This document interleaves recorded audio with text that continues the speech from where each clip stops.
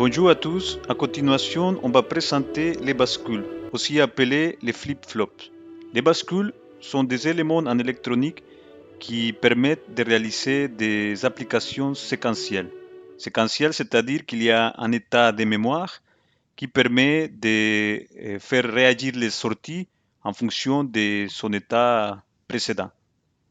Il y a aussi des applications comme des registres dans certaines interfaces de microcontrôleurs pour configurer des valeurs, pour stocker cette configuration en binaire, et aussi des applications dans des systèmes de comptage, des minuteries, ou voire d'autres plus complexes, comme des systèmes de traitement du signal.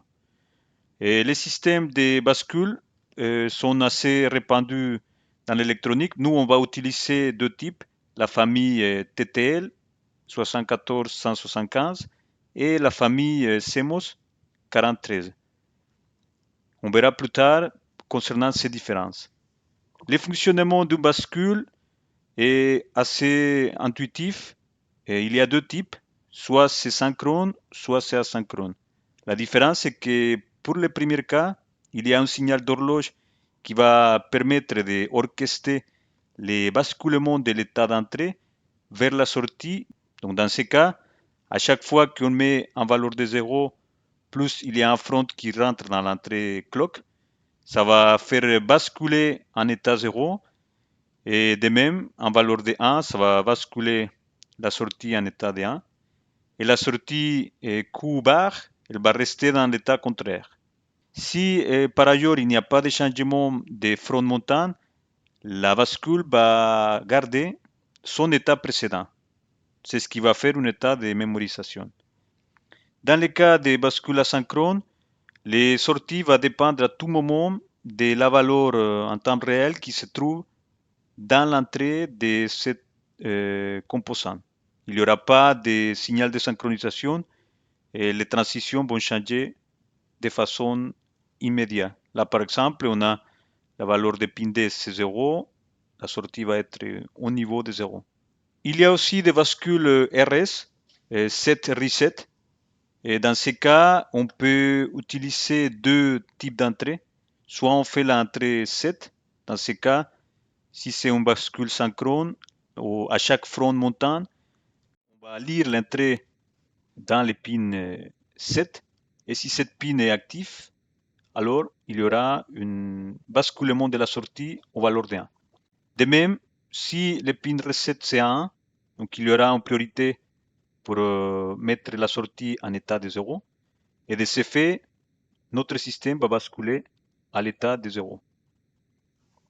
Si les deux entrées, cette recette sont en même temps actives, là il y a une erreur parce que le système ne peut pas déterminer quelle sera la sortie à utiliser. Il n'y aura pas une priorisation entre les deux. Les deux sont aux mêmes priorités.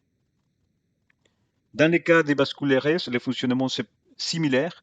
Il n'y aura juste pas de synchronisation avec le signal d'horloge. Il y a aussi la bascule JK. Le fonctionnement c'est exactement similaire. La seule différence c'est que quand on aura les deux entrées qui ont un valeur de 1 pour faire activer nos sorties, il y aura un basculement par rapport à l'état précédent. Si les sorties étaient en 1, ça va passer à 0. Si elle était à 0, elle passe à 1. Donc voilà pour les différents types de bascules. Alors les systèmes à flip-flop, ils sont des deux grandes familles. La famille TTL, c'est des transistors BJT, donc la tension est limitée à 5 volts environ. Et ces systèmes ont un temps de réaction un peu plus lente par rapport aux familles CMOS, que c'est une autre technologie de transistor plus rapide, mais aussi avec une plage de tension beaucoup plus importante, de 3 jusqu'à 15 volts. Et ces deux familles cohabitent.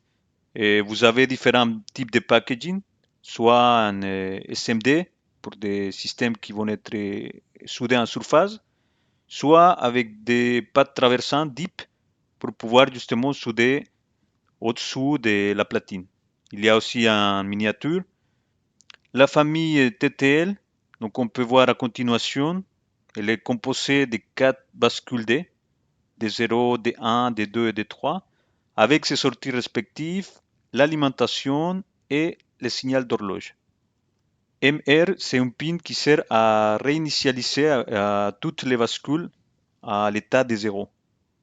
L'intérieur est composé de 4 bascules D. Elle peut être utilisée en deux modes, soit le mode source, soit le mode récepteur. Et dans le cas de notre exemple, on va l'utiliser en mode récepteur, c'est-à-dire que nous, on va fournir un niveau de tension et quand notre sortie est en état de 0, elle va être capable de recevoir jusqu'à 8 mA. Ces 8 mA en état bas vont permettre de commander un LED qui va être connecté à cette sortie. Dans l'état haut, on a une capacité à fournir de jusqu'à 0,4 mA, donc on ne va pas s'en servir pour notre exemple. Il existe aussi la famille CMOS. Dans ce cas, comme on disait, c'est des circuits intégrés qui possèdent une plage de 3 jusqu'à 15 volts. Ils sont beaucoup plus rapides, ils sont aussi plus stables au niveau de la sortie, avec, dans notre cas, une capacité à fournir environ 0,80 mA, soit en mode source, soit en mode récepteur.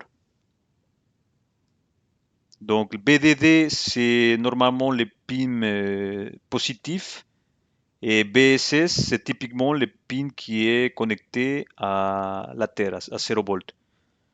Donc ces deux pattes, ils vont être liés à la source et puis on va utiliser les différentes entrées de notre flip-flop. Donc là, c'est l'entrée data 1 et la sortie Q1 et Q1 bar. La signal d'horloge, on va utiliser celle qui correspond à notre bascule numéro 1.